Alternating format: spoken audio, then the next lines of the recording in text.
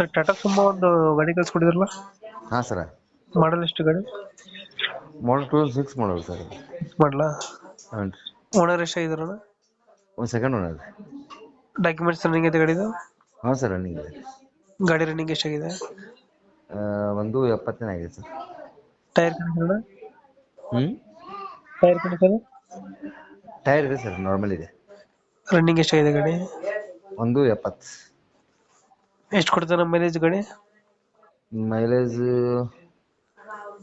Long 12 ಮಟ ಇದೆ, local 10 ಮಟ 9-10 ಐತೆ. ಫೀಚರ್ಸ್ ಗಾಡಿದು?